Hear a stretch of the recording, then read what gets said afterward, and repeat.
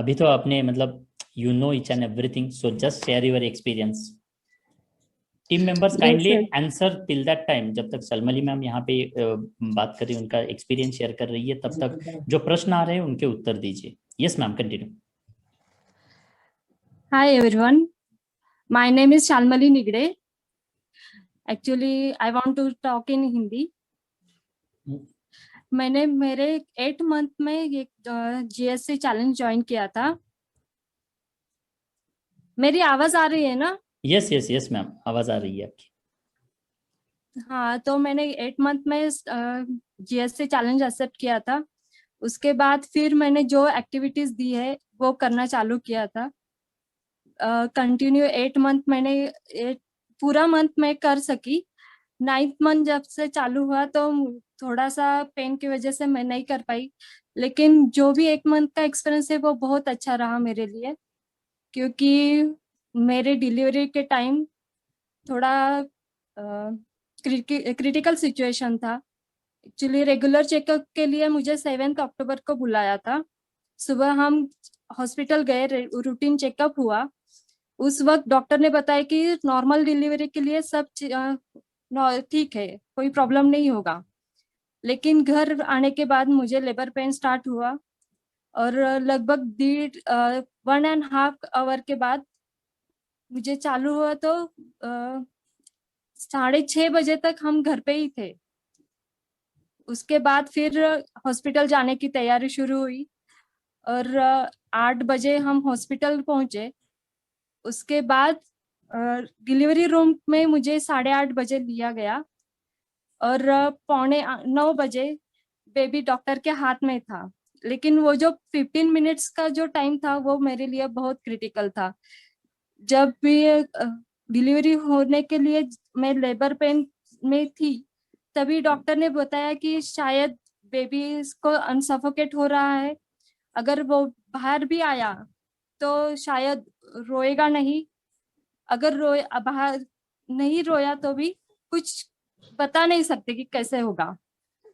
तो लिटरली मेरे तो होश उड़ गए थे कि क्या करें अभी।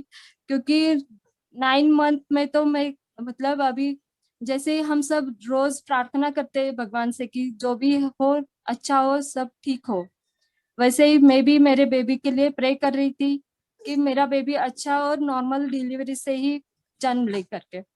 लेकिन कभी कभी ऐसे होता है ना कि हमारी प्रार्थना भगवान कबूल कर लेता है, लेकिन सहायता के लिए किसी को भेज देता है। उसी तरह मुझे ये जीएससी का ग्रुप जो है वो मिल गया। और खास करके मैं विष्णु सर को थैंक यू कहना चाहती हूँ, क्योंकि उनकी वजह से मैं वो 15 मिनट्स का जो टाइम है वो सक्सेसफुली पास कर चुकी हूँ। और नॉर्मल डिलीवरी के साथ मेरा बेबी भी बिल्कुल सुरक्षित है। उस 15 मिनट्स के लिए मैंने ट्रांस और अफर्मेशंस इन दोनों का बहुत फायदा उठाया है।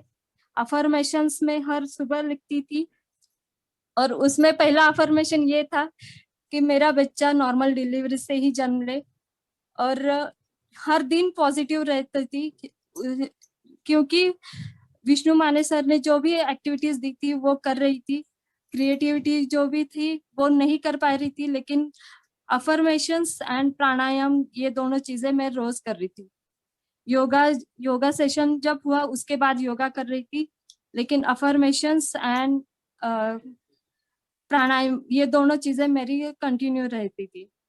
और दिन भर जैसे लेबर पेन स्टार्ट हुआ तब से मैं जो भी ट्रांस था 9th मंथ का वो सुन रही थी।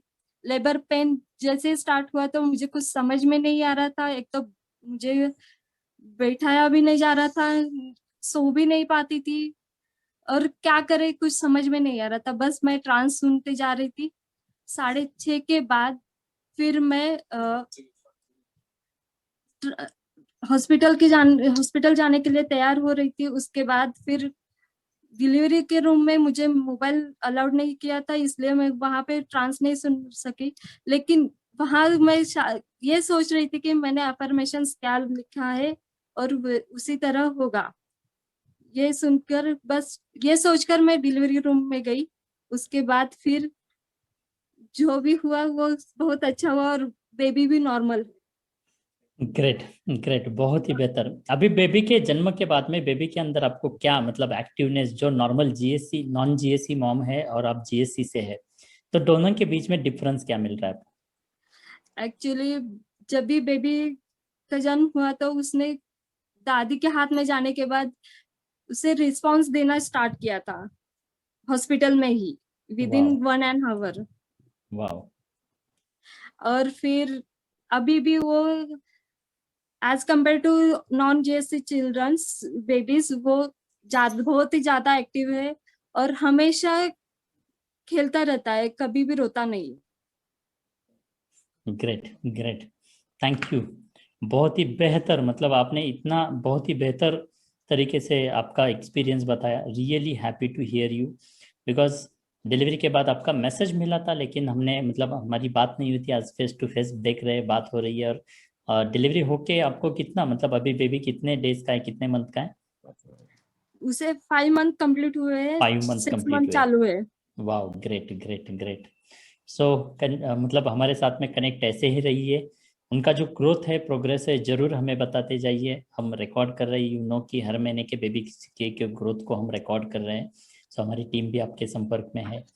बहुत ही बेहतर, अच्छा लगा। सो लास्ट अभी, एक्चुअली या इतना ही मैं आपको पूछूंगा कि अभी भी जो लोग यहाँ पे पेमेंट करने के लिए वेट कर रहे हैं, उनके लिए आप हाँ, एक वर्ड में क्या सलाह देंगे? मैं उन्हें यही बताना चाहूंगी कि आप जीएससी चैलेंज जरूर ले और उससे अपना खुद का फायदा कर ले। Thank you. और ये जो इन्वेस्टमेंट है वो लाइफ टाइम के लिए इन्वेस्टमेंट है। Yes, it's a life time investment. ये ऐसा नहीं कि आज किया और कल खत्म हो गया। आज जो निर्माण होगा वो जीवन भर के लिए बना रहेगा। That's why it is very much important. Thank you very much ma'am. Thanks, and आपको बहुत वेट करना पड़ा। No, sir, it's okay. I want to share one thing, sir. Sure. My baby is trying to do Shalvasan. Oh great. Sure. Great great. Thank you ma'am, मिलते हैं वापस। Stay safe, Okay, stay sir. Happy, stay connected. Thank you very much. Thank you. Thank you so much, sir.